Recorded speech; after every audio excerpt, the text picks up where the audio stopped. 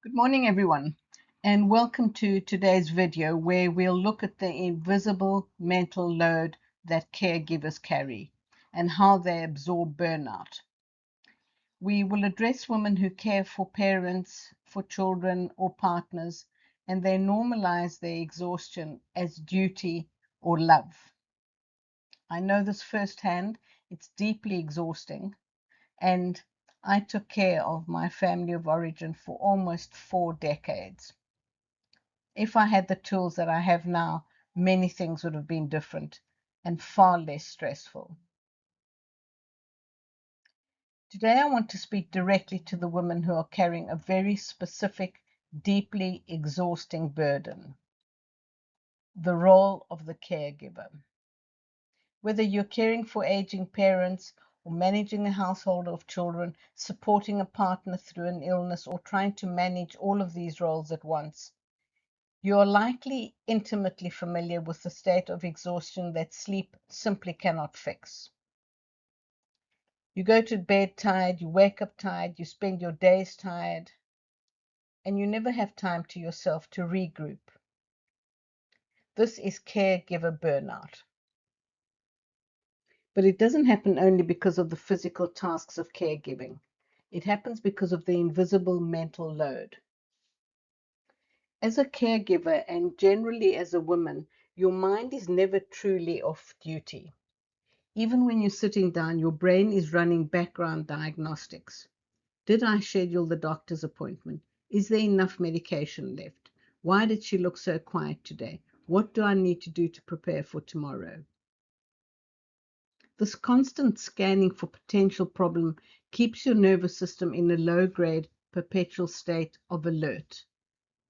You're constantly on watch, waiting for the next crisis.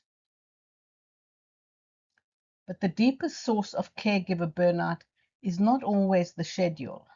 It's the hidden story you tell yourself about your role. Most caregivers carry deeply ingrained unconscious interpretations of what it means to be a good caregiver. We tell ourselves, if I take time for myself, I'm being selfish. If I feel frustrated or resentful, it means I'm a bad person.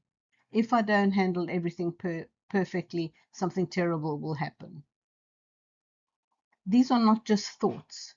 To your brain, these are active threats. When you interpret your own physical exhaustion or boundaries as a personal failure, your mind treats that self-criticism as a danger. You're effectively attacking yourself from the inside out, triggering a chronic stress response. Compassion fatigue happens when you expend all of your emotional energy on others, while interpreting your own basic biological needs as an inconvenient weakness, and you dismiss them because we tend to think that other people's needs are greater than our own. If you want to heal caregiver burnout, you have to start by rewriting these internal rules. You cannot pour from an empty cup, and you cannot reset your energy until you reset how you interpret your own limits. The next time you feel the heavy weight of caregiver guilt, please use this two-step check-in. The first step is to expose the helper role. Ask yourself, what rigid rule am I trying to follow right now? Is it I must satisfy everyone else's needs before I'm allowed to rest? Is it that their needs are more important than my own? And the second step is to state the physiological reality. Remind yourself that resting is not a luxury or a selfish act. It's a clinical necessity for your nervous system to be able to function. Tell yourself, I'm resting now so that I can care for others sustainably later. I'm resting now so that I can care for myself as well. The Tier 1 Stress Interpretation Reset program gives you a simple, structured way to identify and dismantle the hidden patterns and pressure patterns that you've come to live with. All of these drive burnout. So please take care of yourself first so you can transition from depletion to sustainable balance. As before, on the next slide, please go through the links to help you find the Paco Straw's Emotional Stability Personal Check-In, the Stress Interpreter Reset Program, and all the books that are available to you. Here are the links: the Personal Check-In, Stress Interpreter Reset, and all the books on Amazon.